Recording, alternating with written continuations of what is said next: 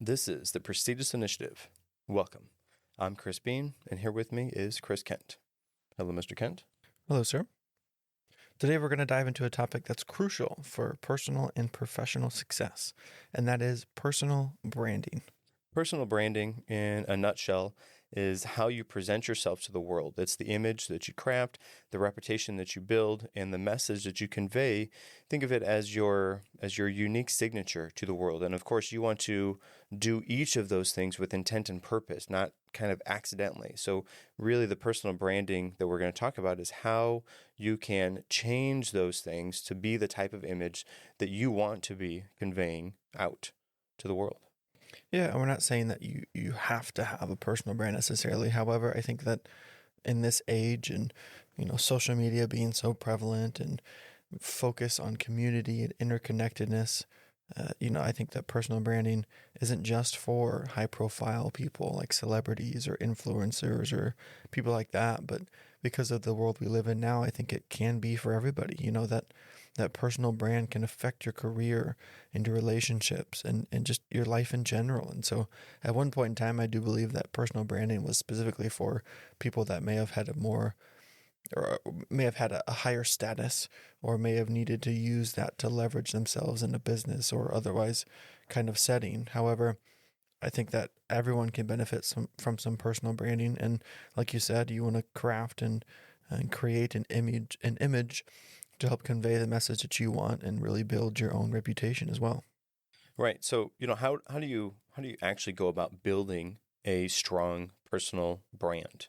I think it starts with self-awareness. You have to be aware of the image that you're crafting or purposefully or accidentally putting out into the world. You need to, understand where you are, what you value, and what makes you unique compared to somebody else. Yeah, and once you have that clarity, you can start to make that brand exactly what you want it to be.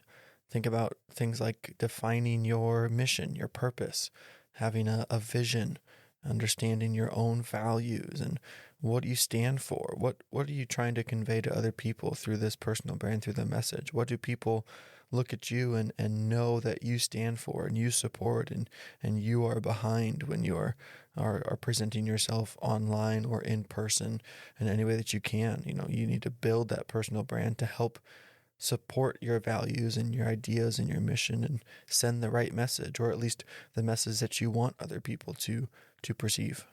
Right. Thinking about that, it's interesting because oftentimes it seems like the personal brand image that quote unquote the normal people that everybody is presenting of themselves online is the maybe not the best version of themselves, but the version of themselves that they want everybody to think that they are, which is I always find really kind of interesting because it's like the social media image of so and so is what they want you to think their life is, which I suppose would be going on and sort of crafting and critiquing those things to be in line with what they want to be perceived as. But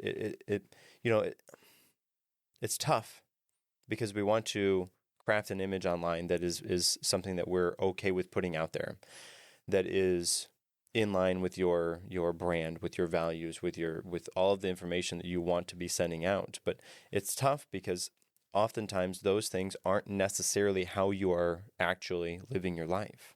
And perhaps what you could do as you're crafting this personal image or this personal brand is not necessarily only post those things, but also do your best to live those things as well. Don't make them devoid or divorced. Divorced? That's not it. Divorce would be separate. Yeah. Yeah. Don't make them separate from each other, but make them the same. The image that you portray as online, do your best to strive to live that image. And maybe you have to fake it a little ways in the beginning to get yourself set on the right path. However, as you are doing that, do that with the conscious effort of also trying to build your personal values to line up with what your personal branding is all about. That way, despite if you are only posting things on social media, or if you meet somebody face to face, the image that you are crafting for yourself is uniform across the board, whether they see you in person or they see your social media side of yourself. And of course, with all of this, consistency is key. And really, I think that's kind of the point that I'm trying to make is it's not just necessarily you want to be consistently posting the type of things that you want to be posting. That's fine, yes, but you also want to be living those things. Your brand should be a reflection of everything that you do, from your online presence to how you behave in real life. Authenticity matters, and people can spot that a mile away. If you are consistently posting X and Y and X and Y, and then in real life you're really doing Z, well, inevitably somebody is going to realize, hey, that's your online image is different than your in-person image. Like something is broken there. So try to make that as consistent across the board as you can, because people will certainly notice that. Absolutely. That authenticity will help you to build trust, and that trust is the foundation of your successful personal branding. And like you talked about, being consistent not only in person but online, and then continuing to be consistent online. If you said something 3 months ago, continue to back up that claim, because that claim is rooted in your values and who you are, and it genuinely is authentic to your true self. Being genuine and letting that true self shine through is important. Well, I think it's important, and I think that many people would argue that's important. There are many examples online of people who don't believe that, or like you said, Mr. Beane, they show themselves one way, but it's not really who they actually are. Maybe it's not as important to them. However, I think if you want to be successful, not only online, but in your personal life and even to yourself, if you want to be honest and true to yourself, you need to make sure that you're presenting that genuine side of yourself and letting your true self shine through, being authentic. And that way you can build that trust and build the relationship, which is probably a goal or an aim of this personal branding. And so there's really no reason to lie about things or try to hide things or try to deceive people, because I think it's just going to cause more problems in the end than it will actually benefit you when you're trying to build this personal brand for the sake of benefiting yourself. Absolutely. And of course, in today's digital world, your online presence is a significant part of your personal brand. Do your best to take control of your social media profiles, share content that aligns with your brand, and engages with your audience. Think about the type of audience that you want to attract to yourself, and what are those people interested in, and then you share information that is relevant to those people, and hopefully also relevant to you, because you are invested in those people and also the image that you're crafting for yourself. And so that's where that consistency lies. You want to be sharing those things with the people to attract those type of people, but also you are living that type of life to not just attract those type of people online, but I'm the consistency guy, I'm realizing. Yeah. Anyways, so as you're presenting yourself online, it's really important that you have control over the type of things that you're posting and sharing with those people and engaging with the audience that you're after. Yes, sir. I think back to our conversation with Kevin. If listeners have tuned into that episode with Kevin Palmieri, we were talking about social media and the idea that we want people to buy into us as a person. And then if we have any businesses or any things that we can kind of benefit from on the side, they will potentially be interested in those things or seek out those things because they're interested in us. And, even business aside, if you have a message you want to convey or you have something you want to, story you want to tell, I think a really important way is having that online presence that people can view and relate to or attach to or find a little bit of themselves in, or they can like you because you're relatable for whatever reason. And then once they're drawn in by you, then the business opportunity or the potential to share a message, I think, can follow that a lot easier, because whoever it is they already like you for you. So it's not like you have to try to monopolize their time over other things that they obviously care more about because they already have an interest in you. I think, at least in my personal life, after having that conversation with Kevin, I've thought back on people that I've found on social media or influencers that I've found doing one thing, and then, I seek them out in all the things that they do, or if they post something that I'm not really interested in, I might still check it out because I like that person. And I think that is wildly successful personal branding, because it couldn't matter if this person is selling me coffee, or they're on another podcast, or they're making a video of them playing soccer, at whatever it is. I will consume it. I will seek it out because I like that person. So it doesn't matter necessarily what they're doing, because I like that person for what they are. And it's because they have that online presence. They're building that brand, and I like them for who they are, or at least who I think they are, of how they've presented themselves online. And I'm bought into that person, which makes it a lot easier to buy into other facets or other things that they're doing. And, as we're talking about all of this too, it's important to remember that social media can be a double-edged sword, or any online platform for that matter. Be mindful of what you are posting as you're building your personal brand, because once it's out there, it's really hard to take it back. You can also think about several times of celebrities or influencers, or politicians, or whoever it may be, have, they posted that one tweet that they deleted 20 minutes later, but it didn't matter because it was out there and people saw it, and they started talking about the one thing that person said that wasn't quite correct or wasn't quite right, but they didn't spend a little bit of time thinking about what they were going to say that maybe didn't align with the person they're trying to present themselves as online. They're letting that mask kind of slip, and they say one thing they shouldn't have because they didn't have the control to, think twice before hitting that post button. So that's another reason I think being authentic and consistent online can be helpful, is because if you truly are yourself all the time in every facet, you won't have to second guess what you're going to say and worry about whether or not it'll line up with who you are, because you're always the same person, always doing the same thing, and it all matches. Now, that being said, you can't just say whatever you want, of course. That still applies too. You need to be careful of what you're saying and respect other people online as well. However, you won't have to ever worry about yourself being, you don't have to ever worry about contradicting yourself if you are the same person that you always are online and in reality. Of course, this is tough going right after all of those things, but personal branding is not set in stone. It evolves with your experiences, with your goals. If it's important to be adaptable and learn and grow along the way. Of course, as you are, if you're posting things online, or if your presence is in real life, you have a storefront or something like that, your brand is a store in that regard. It's not set in stone. You can change, you can evolve, you can adjust, you can grow, and it can be a fast type of shift, although that might be offsetting to the people who consume your content or buy your goods from you or services. Or it could be a slow, adaptable change, and in such that you change and grow over time. And then as you do that, it's a slower process. And then you bring I say most because of course not everybody's going to want to do it, but you bring most of the people that were there from the get-go along with that change. And hopefully it's in the better direction, or it's to help to reach, whatever your vision is. But just understand that your personal brand is not set in stone.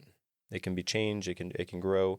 Of course, most of the time, to do it right, the right way, very likely, what I would say is the right way anyways, it does take time to change and grow. And if you do make mistakes, which you will do because everybody does, it will take time to earn those good marks back in your clients. So just understand it's not set in stone. If you made a mistake, okay, fine. Learn, grow, adapt, change, pivot, whatever cool new terminology you want to put in for that. But it's not going to happen overnight. It's going to be, if to do it right, it's going to be a slow change, and you're not going to grow, rapid success like it's going to happen over time. So just understand it's not set in stone. be in it for the long game. I think I like the kind of language you're using there too, and growing and evolving and changing, because potentially, or not potentially, but I think instinctively when I hear the words evolve and grow, it's always towards something better. Um, Changing can sometimes be viewed as more negatively, in my opinion. But again, when I hear the word specifically evolve and grow, I'm thinking about changing for the better. And as you said, Mr. Bean, I would definitely agree that when you are changing and evolving, it might be a gradual, slow process. I'm not saying you wake up one day and you change everything about yourself. Number one, that's difficult to do. But number two, you're not able to take small, iterative steps to changing something and seeing if it fits in with your life and your values and what's important to you. And I think it's easier to evolve over time. And again, the idea there is that we're moving towards something better. And even if it might be better, it might not be the same, or it might not be everybody's thing. So as you're changing and evolving for what's better for you as a person, not everyone who's following your personal brand online or in person, in reality, is going to agree or buy into that as well. However, if you are changing and evolving, growing for the better, I think you need to worry about yourself first. And like you said, Mr. Bean, some people will follow you, some people won't, but that's okay. I think basing yourself off of your online interaction, your online community, and what you get back from your personal brand isn't always the best idea. Sometimes it's necessary to help you to grow and evolve is to take that into account, your personal brand, especially depending on the position you're in. However, I think it's more important to do what's good for you, and so that you can become better through evolution, through changing, through growing. Again, always focus toward that better, not just changing for the sake of changing or changing to something that isn't as good for you or good for other people. And I just, again, saying it for the third time now, I like that you chose those words, evolve and grow, because that instinctively, in my mind, sets us up in a position where we're talking about positive change and positive growth. And when you're doing these things, don't be afraid to seek out feedback from your online community, from mentors, from family, from friends, from people you know, from other influencers and other personal brands that have gone through changes and evolutions. You know, that constructive criticism can be a valuable tool when we're talking about personal brand refinement. And it's going to be work. You know, if it's your job, of course it's going to be work. If you are an online personality, most of your job is developing that personal brand. Or if it's not your job, it's still going to require some time and some effort to sit down and think about who you want to be and what you want your personal brand to become through growth and evolution. And rather than letting that happen to you, I would encourage you to take some time to sit down and think about what you want specifically and where you want your personal brand to go, so that you are leading that change and evolution towards something positive, rather than letting change happen that might not be exactly what you want, or might not be a positive change that will be good for that personal brand. So, you know, it's not set in stone. It can change.